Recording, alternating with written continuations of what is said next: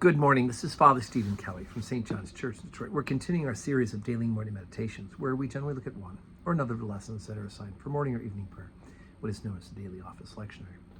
Yesterday, we picked up in the middle of the story, the raising of Lazarus, and I want to get to the final part of it because it is one of my favorite stories. And in fact, I usually get kind of verklempt when I read this at the Holy Communion service, especially when we get to one line. You'll see what I mean when we get there. I think I'll be able to hold it together for this morning meditation. We'll have to see. John chapter 11, beginning at verse 28. And when she had so said, she went her way and called Mary, her sister, secretly, saying, "The Master is come and calleth for thee." And as soon as she heard that, she arose quickly and came to him. Now Jesus was not yet come into the town, but was in the place where Martha met him.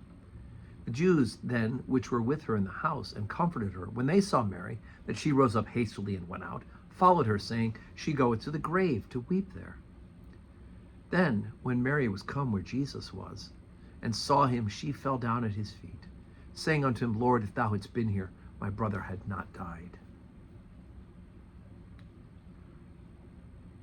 When Jesus therefore saw her weeping, and the Jews also weeping, which came with her, he groaned in the spirit, and was troubled. And he said, Where have you laid him? And they said unto him, Lord, come and see. And Jesus wept.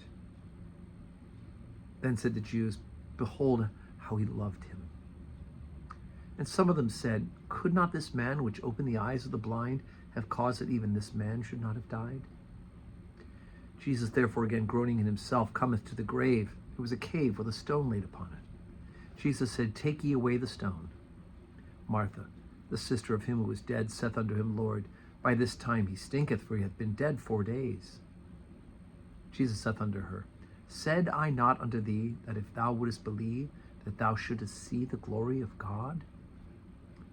Then they took away the stone from the place where the dead was laid. And Jesus lifted up his eyes and said, Father, I thank thee, that thou hast heard me.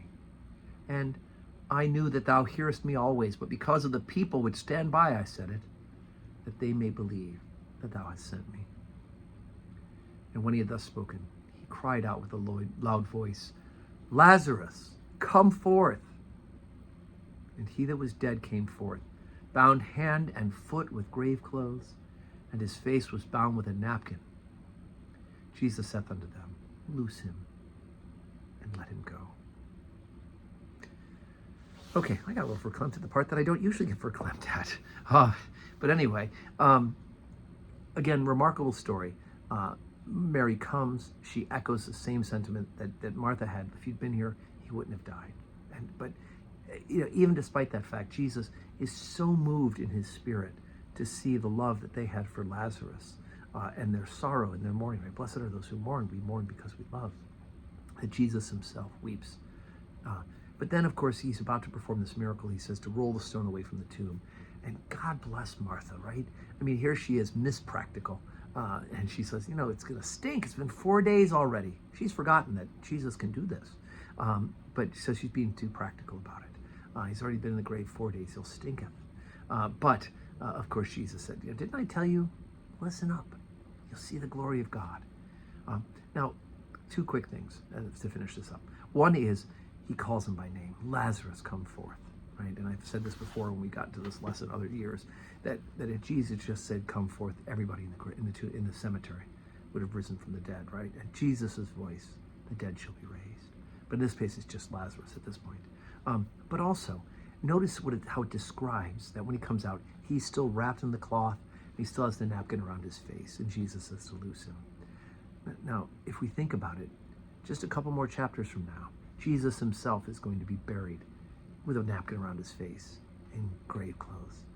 And when he rises from the dead, the napkin is there and the grave clothes are still on the bed, right? Whereas Lazarus rose, he's still wrapped up, he's still bound up. But Jesus will be free from that as well. All right, so today's Friday. We do have public worship. It's Lent. Mea culpa. We have this morning 11:15 Holy Communion. And then noon, Stations of the Cross, our great Lenten devotion. I do hope to see you for that. And may your Friday be a Friday that is full of blessings.